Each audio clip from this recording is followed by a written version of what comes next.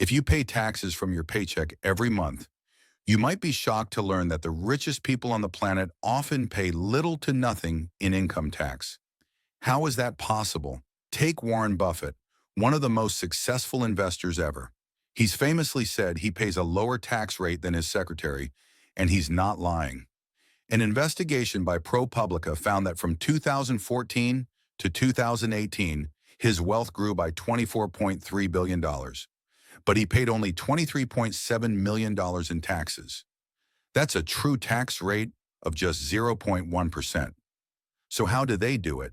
It's not about legal evasion. It's about a perfectly legal three-step playbook often called buy, borrow, die. Let's break it down. The first big difference is how the rich get their wealth.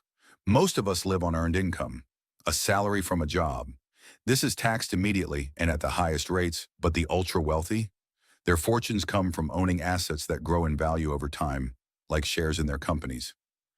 Elon Musk doesn't take a traditional salary from Tesla. Jeff Bezos built his wealth from Amazon stock. Warren Buffett has kept a $100,000 salary for over 40 years.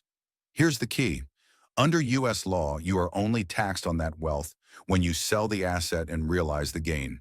Until then, even if their stocks grow by billions in a year, it's just a paper gain and isn't taxed. Ordinary earner. Income equals salary, taxed immediately. Ultra-wealthy. Wealth equals assets, not taxed until sold. So if they don't sell their stock to get cash, how do they afford their billion-dollar lifestyles? The answer is step 2. They borrow instead of selling. They go to a bank and use their massive stock portfolio as collateral for a loan. Loans aren't considered taxable income, so they get access to cash without creating a tax bill. This strategy is called the buy, borrow, die strategy for a reason. As one wealth manager put it, why would you not borrow hundreds of millions, even billions, to fund the lifestyle you want to live? The tax benefits are massive. Larry Ellison, Oracle co-founder, has pledged over $30 billion of his stock to fund a yacht, an island, and mansions. Elon Musk has pledged Tesla shares worth over $94 billion as a personal credit facility.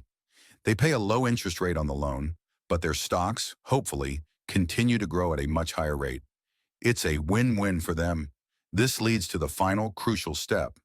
You might think, eventually they have to sell to pay back those loans, right?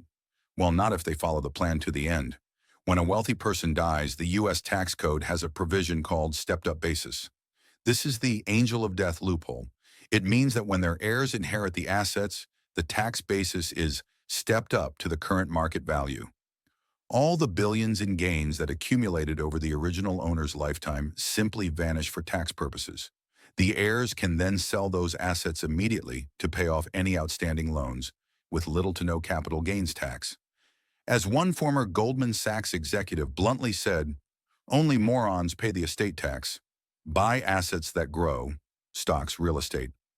Borrow against them to fund lifestyle, no tax on loans. Die and pass assets to heirs, gains erased via stepped-up basis. So what's the result of all this? A two-tiered tax system. A 2021 White House study found that the 400 richest families paid an effective tax rate of just 8.2% on their wealth gains. For comparison, many nurses and firefighters pay a higher rate on their salaries. But this isn't the end of the story. Governments are now trying to fight back with new laws. The Corporate Alternative Minimum Tax, CAMT. Already signed into law, this is a 15% minimum tax on the profits that the largest corporations report to their shareholders. The Treasury Department estimates it will raise over $250 billion in the next decade from companies that would have otherwise paid an effective tax rate of just 2.6% or even 0%. The Billionaire Income Tax Act. This is a proposed new law that would directly target the buy, borrow, die strategy. It would require billionaires to pay tax on their investment gains as they happen each year, whether they sell or not. The goal is to ensure the ultra-wealthy pay a fair share and help fund programs like Social Security and Medicare.